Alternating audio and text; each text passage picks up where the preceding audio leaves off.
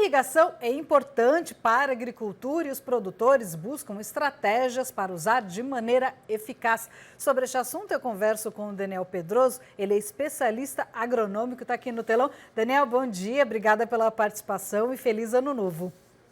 Oi, Renata, bom dia, feliz ano novo a todos. E sou eu que agradeço pela oportunidade de estar aqui falando sobre irrigação. A gente sempre fala aqui que a irrigação é importante para a agricultura, mas em algumas fazendas que eu vou visitar, eu vejo o produtor meio reticente, porque tudo é a questão do investimento, né? Vamos começar, antes de perguntar dos tipos de irrigação, eu queria falar dos custos. É tão caro assim para o produtor, que às vezes ser meio reticente e não querer investir, só que aí quando a gente tem uma crise hídrica, ele sente no bolso literalmente, né? Sem dúvida, né? Se a gente pegar um pouco da história da agricultura, a irrigação sempre teve conjunto com a agricultura, né? Sempre levando benefícios. Em algum momento dessa história, elas se separaram. E o produtor tem esse paradigma, né, de achar que a irrigação é muito cara. Só que tem um velho dito no mercado, né, que caro é aquilo que não se paga. E a gente pega umas crises hídricas que aconteceram nesses últimos anos, aí sim que a gente viu que a irrigação é muito necessária. Então, na verdade, assim, a irrigação ela não pode ser considerada um custo, ela tem que ser considerada um investimento. Primeiro, um investimento para garantir a produtividade e um investimento para aumentar a sua produtividade. E tem cálculos matemáticos e financeiros que provam que a irrigação se paga sim, e dependendo da metodologia que você for utilizar, em 2, 3 anos já está pago o sistema de irrigação e é eterno, né? Pode continuar por vários anos aí, produzindo cada vez mais. Por isso que sempre os especialistas falam na importância da gestão. Quando você tem gestão, você tem planejamento e tem paciência para esperar esse período de 2, 3 anos. Pode parecer longo a princípio, mas não é, né? Quando você vê o resultado. Claro, não é longo de maneira alguma, né? Pensar que você vai produzir sua cultura aí por anos a fim, não tem como dizer que é algo demorado, inclusive é algo realmente curto, é muito curto esse prazo de devolução do dinheiro do payback. Agora, a gente tem vários tipos de irrigação, mas a sua empresa, no caso, trabalha com gotejamento, é isso? Isso mesmo. Eu trabalho na Netafim, né, que é uma empresa israelense. O carro-chefe dela é a irrigação por gotejamento, mas no mercado nós temos vários tipos de irrigação. A primeira é a irrigação por salvamento, né, ou salvação, que é aquele tipo de irrigação que a gente dá a quantidade que a água que a planta precisa apenas para salvar. Aí tem os métodos de irrigação, que no caso do salvamento é o autopropelido, é o famoso canhão. Tem a irrigação por déficit, né, que é aquela irrigação que você sabe a necessidade da cultura, só que você não atende a total necessidade dessa cultura por algum motivo.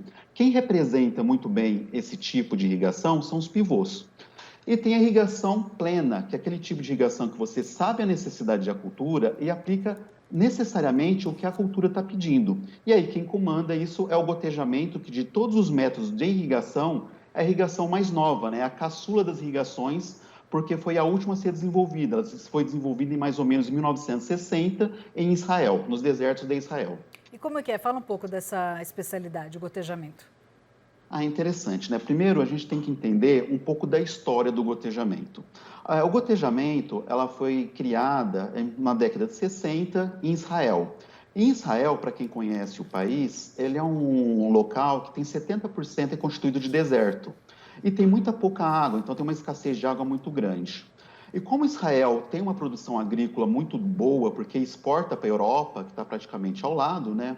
Eles precisavam desenvolver algum método que fizesse a produção agrícola e que conservasse a água, porque é um país que não tem muita água. Então foi aí que eles desenvolveram o gotejamento, que é uma tecnologia que você atende à necessidade agrícola, né, porque é uma irrigação plena, uma irrigação que você atende, né, o consumo de água, e nesse mesmo tanto é uma tecnologia que tem uma alta eficiência, ou seja, o consumo que é utilizado na água é muito baixo.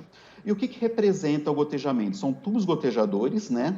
Espaçados, depende da textura do solo, se é um solo argiloso ou um solo arenoso, e que vai gotejando, vai aplicando água diretamente nas raízes. E isso é interessante, porque se você comparar com outra metodologia de irrigação, por exemplo, uma aspersão, o que é uma aspersão? É um tipo de irrigação que imita chuvas, então a água vem por cima. Quando a água vem por cima, quando ela sai do equipamento, pode ocorrer algumas perdas, por exemplo, evaporação, ventos, efeito guarda-chuva. O que é o efeito guarda-chuva? É quando a água fica retida nas folhas da planta e não chega às raízes. Então, existem algumas perdas. Isso não ocorre no gotejamento, por isso a sua eficiência. Quando você aplica água por gotejamento, seja ele superficial ou enterrado, a água vai diretamente para o solo e atende imediatamente as raízes. É por isso que a eficiência do uso da água, quando sai do equipamento até ser absorvido pela planta, é muito maior que os outros métodos, devido não ter essas perdas que eu citei agora há pouco. Então, no caso do Brasil, que tem grandes extensões, grandes produções, também funcionaria bem para não ter a planta lá de baixo, o talhão lá de baixo, não ficar sem água também, é isso? Exatamente. Como o Brasil é um país muito extenso e historicamente é um país que não investe em irrigação, a gente perde muito longe para países que nem Índia, África e Estados Unidos. A irrigação por gotejamento vem com uma tecnologia a mais para poder fazer essa irrigação e tornar o país um país irrigante. Que, infelizmente, o Brasil ele não tem essa cultura de irrigação porque acredita-se que é um país que chove, né? E, na verdade, o que importa, às vezes, não é a quantidade de chuva, mas sim a sua distribuição. Então, a tecnologia de irrigação vem como esse objetivo e até mesmo uma tecnologia de irrigação que vem objetivando o que a gente chama de irrigação 5.0, né? Que é a agricultura voltada para a sustentabilidade ambiental. Você disse, é um país que chove, mas a gente viu o exemplo das últimas safras, o produtor em algumas regiões do país sofreu com a estiagem, né? Então, assim, quando você baixa a guarda, né? Você fica esperando chuva do céu e baixa a guarda e não tem o investimento, como você disse, aí o produtor pode ter perdas. Com relação ao gotejamento, a gente tem visto o produtor reclamar muito também dos custos de produção e isso inclui a alta da energia. A gente também em casa sofre com essa questão da alta da energia. Como é que funciona nessa questão do gotejamento? Como fica a energia nesse caso? O gotejamento é uma tecnologia muito interessante, né? Porque você pode comandar 100% o seu manejo de irrigação. Você pode aplicar ultras baixas lâminas como lâminas maiores. Então, em relação ao consumo, você segue a que a planta precisa no momento que a planta precisa. Por exemplo, quando a planta está menor e estamos no período de estiagem, a gente pode aplicar um pouco apenas da água que ela necessita. À medida que ela vai crescendo, há uma necessidade maior de aplicação de água, mas nós podemos fazer uma correlação com o tamanho da planta com o período chuvoso. Então, você atende a necessidade hídrica da planta nos momentos que a planta está menor, onde não tem água, né? Nós estamos passando por uma estiagem hídrica, e quando a planta estiver maior, necessitando de maior quantidade de água, a gente pode deixá-la já disponível para o período chuvoso. E se por acaso não houver um período chuvoso, houver os veranicos, a gente atende somente essa necessidade. Então, com isso, a tecnologia do gotejamento é uma tecnologia flexível. Você aplica somente aquela quantidade de água, podendo ser uma pequena quantidade apenas e deixando a maior quantidade no período chuvoso. É tudo questão de manejo, que a gente pode ser adaptado para a cultura em questão. E como você disse também que atinge a raiz, então também pode ser usada para aplicação de produtos biológicos, é isso? Perfeitamente. Voltando um pouquinho da história da irrigação, né? A irrigação ela vem acompanhando a agricultura. Então, a agricultura passou por grandes 4 revoluções, que foi o uso da mecanização, a proteção dos cultivos, né? A engenharia genética e, por último, que a gente chama de agricultura 4.0, que é o assessoramento remoto. E a irrigação também vai acompanhando, só que uma nomenclatura um pouco diferente. Por exemplo, a irrigação 1.0 foi apenas com uso de água. A irrigação 2.0 foi o uso de água e fertilizantes. A 3.0 foi a proteção de cultivos e a 4.0 também assessoramento remoto. Agora, com o apelo ambiental aumentando, e podemos ter um exemplo como a COP26, né, que foi realizado no ano passado na Escócia, onde o Brasil foi um grande protagonista, a gente pode observar a exigência do mercado consumidor por produtos rastreados, né, onde eles mostram que não houve devastação da floresta, onde não está sendo usado produtos que atingem o meio ambiente, e até mesmo no setor sucroalcooleiro, a gente vê o crescimento do RenovaBio. Então, por causa dessa necessidade, dessa exigência do mercado consumidor, a irrigação vem se adaptando também. E além da aplicação de fertilizantes, moléculas químicas, está havendo um grande crescimento na aplicação de produtos biológicos, de ácidos úmicos, água de reuso, bactérias ou até mesmo nematóides que atingem outros nematóides, né, nematóides que fazem o controle biológico. Então, isso é um mercado que vem crescendo muito. E a irrigação por gotejamento vem acompanhando esse desenvolvimento justamente para fazer a aplicação dessa. É um sistema de irrigação usado para a aplicação de produtos biológicos. É o que a gente chama de delivery system, ou seja, utilizar a irrigação como um produto de entrega, aproveitar a água para poder entregar esses produtos à planta. O Daniel, já é o caminho para a agricultura 5.0? Eu já ouvi essa expressão em algum lugar. Então, isso já é uma agricultura 5.0 com essa preocupação do consumidor e uma cobrança do consumidor. Isso já existe, mas as empresas mudando em todas as áreas, não só o que atinge o consumidor, né? Exatamente.